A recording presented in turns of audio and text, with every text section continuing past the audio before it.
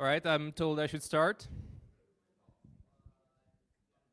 Okay, any Civilization fans around here other than Glenn, who I saw yesterday playing on his the game? Yeah, Sid Meier's.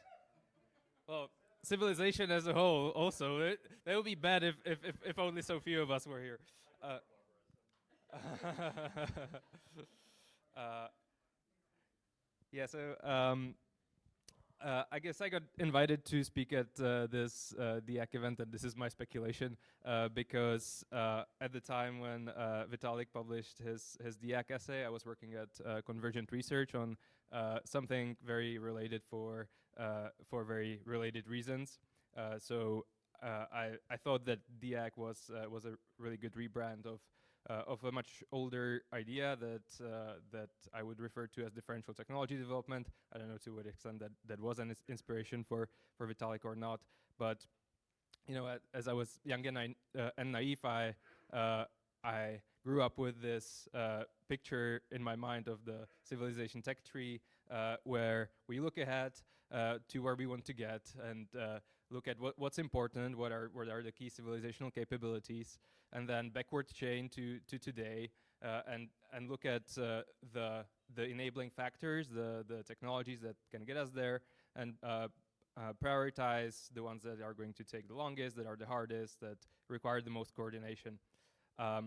And so the prototypical example of where I think this differential technology development concept is really key is in pandemic preparedness or biosecurity, which was of course the focus of Vitalik's essay as well. And at the time I was working at Convergent Research, this meta-science organization on looking for projects in biosecurity.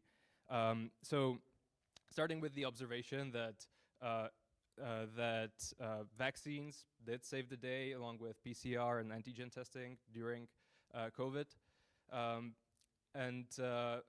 And they're wonderful technologies, but if you look at the timeline of the COVID response, like we did have to wait a year for the first vaccines, not to mention the scale up of production. Same with antigen testing and PCRs. It took hundreds of days to develop the primers and antibodies, and we were pretty lucky as we were, because there was a lot of previous research on SARS, which had a lot of related properties with SARS-CoV-2.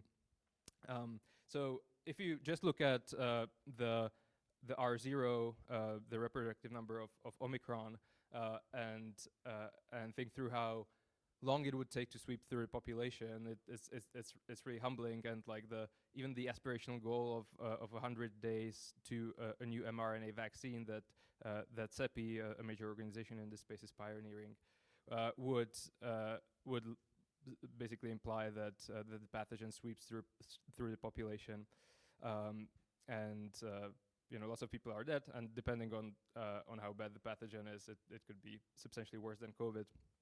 And you know, as I hinted, there's a lot more space among viruses and other pathogens that we are not necessarily preparing for. Like, we're very anchored on coronaviruses and flus, because that's what we have most experience with. And yeah, the biggest probability mass, probably, if you were to bet where the next pandemic is going to come from, is going to be a flu. But you know, there's if you just look at the Pareto frontier of viruses in terms of their reproductive number on the one hand and case fatality rate on the other, like, it becomes clear that COVID was far from the worst that we could face, or that we have faced, indeed. So this is actually a graph from like the very beginning of the pandemic, when there was uncertainty about the parameters. It overestimated the case fatality rate, fortunately, of SARS-CoV-2. But if you look at places elsewhere on the Pareto frontier, there are pathogens like smallpox that combines like tens of percents, depending on various parameters, 30 to even more percent case fatality rate with an R0 that's 5 or more.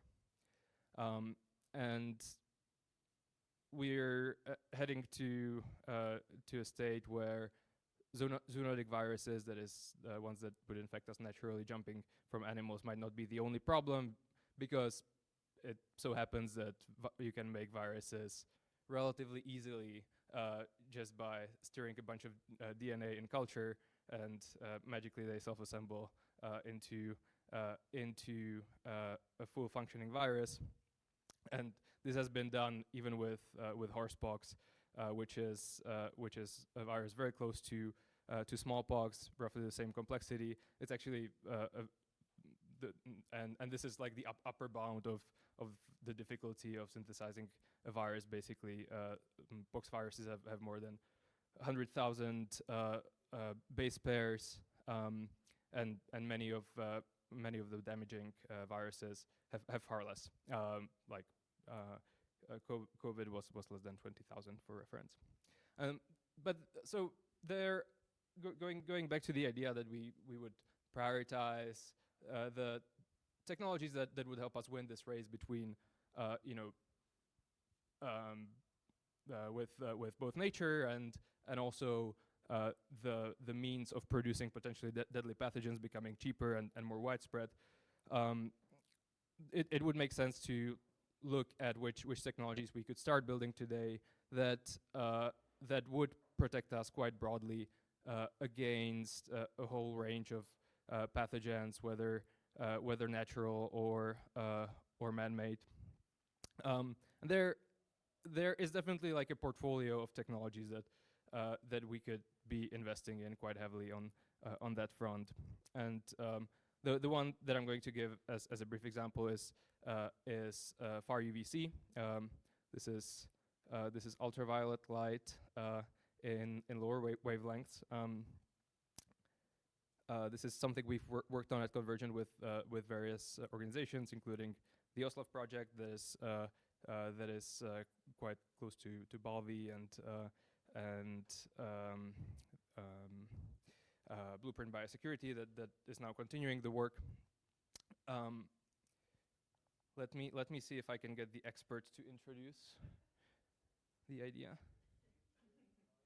Hit the body with a tremendous, whether it's ultraviolet or just very powerful light.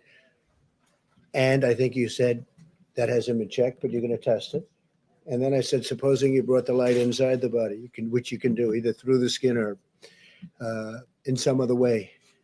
And I think you said you're going to test that too. Sounds interesting. Right. And then I see the disinfectant where it knocks it out in a minute, 1 minute. And is there a way we can do something like that by injection so inside or very powerful UV light that you can use to kill viruses?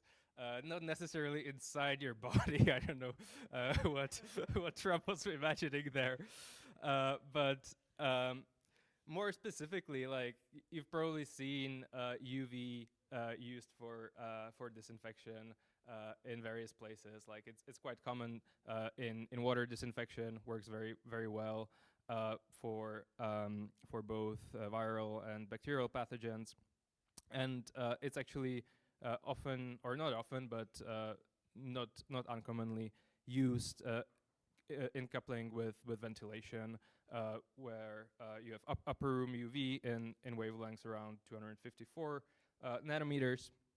That is upward facing, and you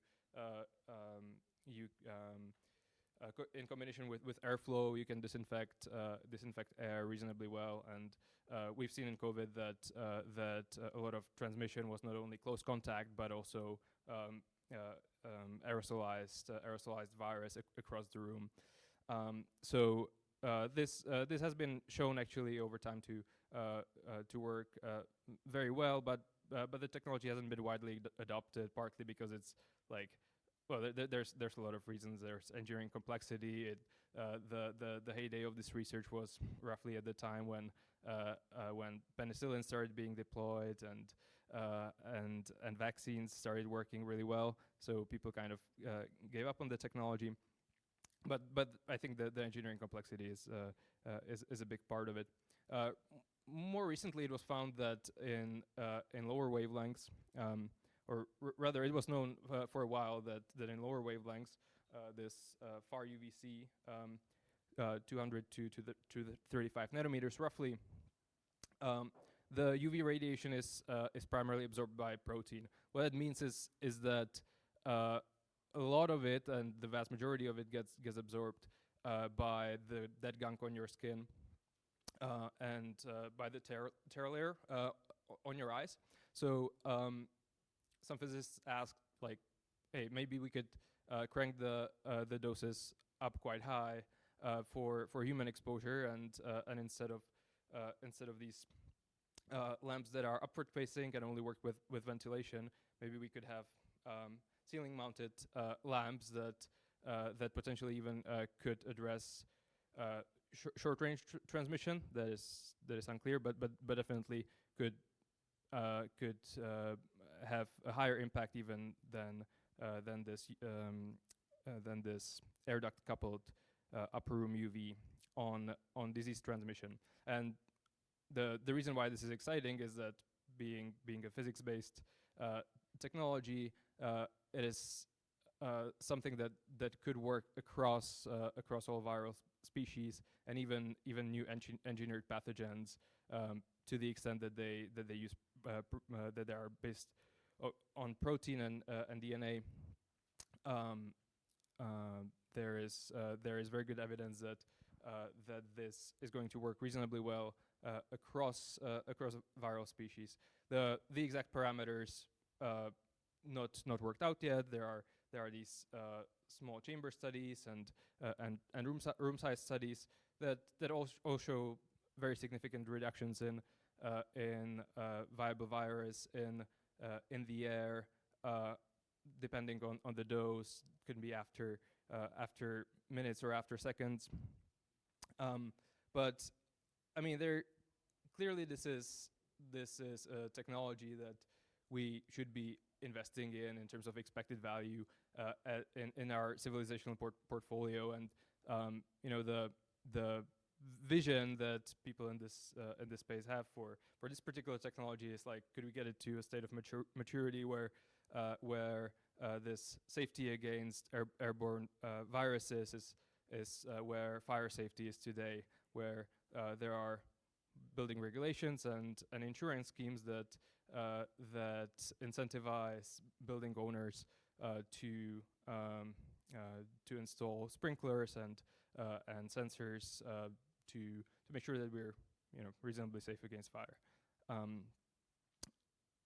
And so I won't go into the details of what I think the bottlenecks and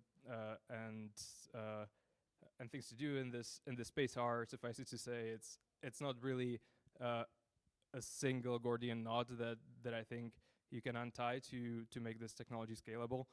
There is a lot of threads you need to pull in parallel. And if anyone is interested in this Far-UVC technology in particular, I highly recommend checking the work of Blueprint Biosecurity, which is taking this forward in a much more detailed way.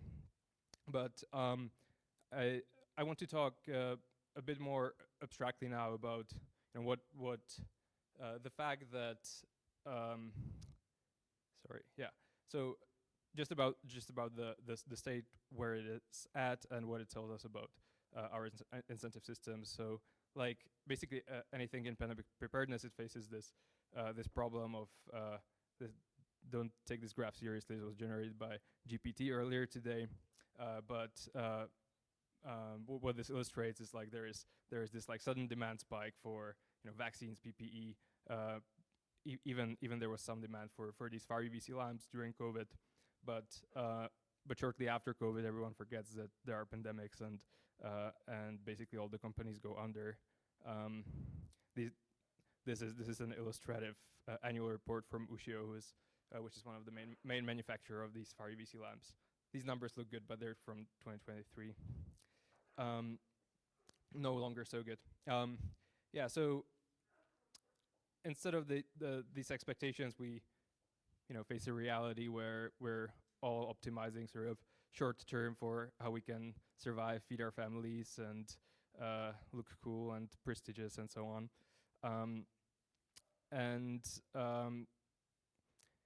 You know, people often say that look, VC is funding VC is funding fusion companies. Surely it can't be so bad with our capacity to fund sort of technologies for the long term. But I think this is kind of an artifact of this being a technology where you can capture value reasonably well, and somehow the companies being able to persuade VCs that they can plug into the grid in 10 years, which you can make your own judgment on, but wouldn't really be the case if the timeline was longer, or there was some public good other than the R&D captured that the company couldn't capture. And so in principle, we have this amazing system in academia where we are funding individual labs led by PIs to do exploratory research, and it works amazingly well. Like it gave us these like early results on Far-UVC and like mRNA vaccine proofs of concepts, etc. And it works amazingly well for this like breadth first shallow exploration. But my former colleague Adam Marblestone really liked to use this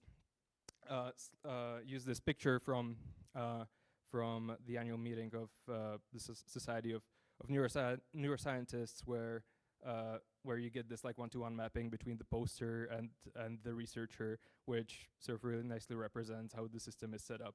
Like you do get small group short-term collaborations in academia, but each PI, each lab faces this churn of PhDs and postdocs, and you can only really work on projects where you have some citations visibly in your time frame. And so, switching gears a little bit, because this is a field where I can illustrate the principles better, to connectomics.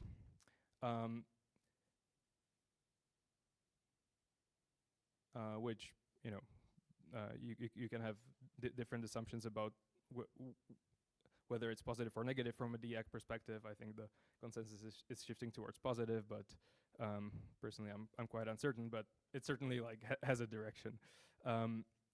So what I want to talk about is connectomics, the idea that you would map the brain of first small animals and later mammals and then humans at a synaptic level that is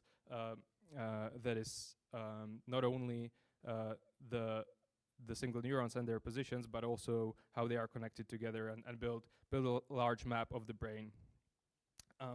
So there was this brain initiative in the U.S. That was launched some 15 years ago, I think, by my current boss, Tom Khalil, who was at the Office of Science and Technology Policy at the time, working with Obama, that invested billions in tools to develop these maps of the brain, and also in the maps themselves. What it ended up running into was this incentive structure in academia, where if you ask the different labs, like, what are the tools you need to build to really scalably get to human brains, they would give you a list of like engineering heavy projects, whether it's barcoding or microscopy development, that would need to happen in order for us to be able to scan not one brain with billions of dollars, but like many brains with more like tens of millions or possibly millions. But these labs weren't really incentivized to take on these engineering heavy projects, take on a long-term 5 to 7 year 15 to 25 person kind of effort. Not only incentivized, but they also didn't have the structure, even if they had the funding to pull this off. So my former colleague Adam ask this question for this particular problem.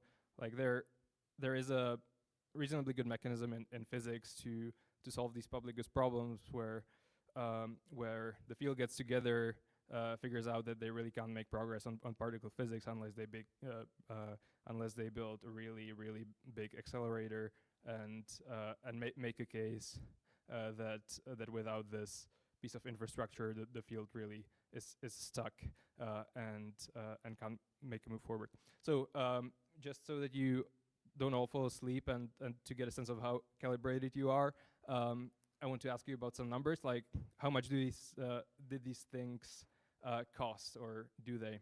So any idea of how much the Manhattan Project cost? Can be today's dollars, can be dollars, and can be percentage of GDP, order of magnitude. 100 billion? Yeah, that's a pretty good guess. At peak, it was about 0.4% of US GDP, which works out to somewhere north of 100 billion today. A frontier semiconductor fab for like sub 7 nanometer with EUV machines. Yeah, order of magnitude like 15, some 30, but it's roughly that. The Human Genome Project? Yeah, 3 billion. Why is it 3 billion? Yeah, but there was actually a reason historically. Like it was they wanted a nice number, and the Human Genome has 3 billion bases, and they were like, okay, we're gonna make it a dollar per base. Well, that was the fundraising approach. A single EUV machine for sub 7 nanometers. Again, like it's the prices are moving, but roughly. Yeah, it's like 250, something like that. Million. Yeah, GPT-4 training, roughly same order of magnitude. What? Any idea of what a typical NIH grant in the US? This is the National Institutes of Health, and it's sort of the huh? Yeah, so actually the median is around 300,000, I think, maybe. Uh-huh. Yeah, and then you can crank it up to a couple of million if you're lucky and have a good lab, but that's sort of roughly the scale at which most labs operate, and the time frame is typically like 2 or 3 years. A typical DARPA program. Do people know about DARPA and how it works? Yeah, 50 to 100 million typically. There are sometimes smaller ones, but about that. So so Adam, my former colleague at Convergent, asks this question, like, could we incubate something like a private ARPA with philanthropic money, like very conventional funding source, no decentralized funding, but come ask the high net worth individuals, who are interested in science philanthropy, that would, instead of doing decentralized or sort of coordinated research project like DARPA is doing, that outsources the R&D, incubate these very focused startup-like nonprofits that would have a longer time frame, 5 to 7 years, 15 to 25 people, 30 to 50 million in budget, to fill this niche of engineering heavy projects that just can't happen in academia and can't be funded privately because either the end product can't be captured on the private market, or the time frame is too long. And he called this concept a focused research organization. This is an old slide, but I would prefer FRODO because a lot of them are development organizations, so this would be focused research or development organization. And 50 million could seem like a large or small number depending on where you're coming from, but I think the best way to think about it is as this mid-scale science that sits between the NIH grant and these large projects like the Human Genome Project. And obviously, like, you don't find the money on the street, but Adam was able to persuade some philanthropists to test out a couple of pilot projects of this type, and start this organization called Convergent Research, and has had reasonable traction over the last 3 years. Incubated around 9 of these projects that are too complex for multi-lab collaboration and too big for a single academic lab, and bad as startups. So the first one, the reason why I talked about connectomics, E11 Bio is sitting in Alameda and working hard on developing these barcoding and optical tools to get us to scalable brain mapping for mammalian brains. There are now many other ones in other fields, single cell model organisms, proteomics, high throughput drug screening, but this is a very specific type of organization, I think, and I was at Convergent. I was sort of trying to use this hammer and to find a nail, but bigger picture, we need many more organizational funding experiments of this type, and see which ones actually work in practice.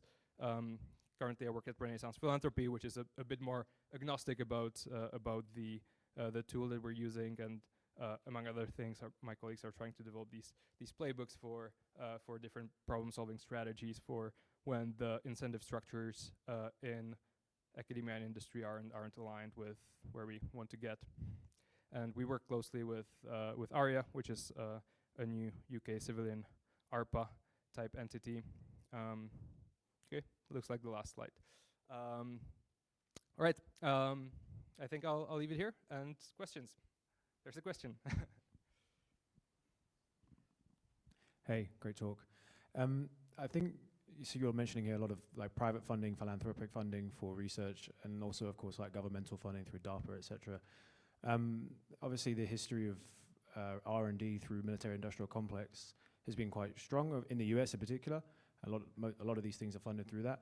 How do you see the sort of conflict or the benefits of private funding versus, let's say, militarized funding? It's a massive question, but it's just something like, what's your high-level opinion on it? Yeah, it's complex. Like, I'm not happy that that DARPA, which I think is a great experiment in terms of how to structure R&D funding, was or has been driven by military needs. And in practice, what you see often is these incoming program managers torturing their problem that is like very much civilian in application to add a final slide about how it helps the warfighter. So I think it has become, and I think has always been to some extent, the rhetorical exercise. I hope we're not on a live stream of how to sort of play the DoD DoD funding for non-military purposes, but ARIA in the UK, which we work with, is like very much civilian and is like very strongly trying to position itself to stay away from anything defense related. So I think you can sort of separate the model and its embeddedness in the military industrial complex, but of course, like that's where the money for R&D is, and probably is going to be for some time. So personally, I'm not too keen on like embedding myself in that space, but it's probably good to learn how to work within the structures until we sort of replace them with better ones.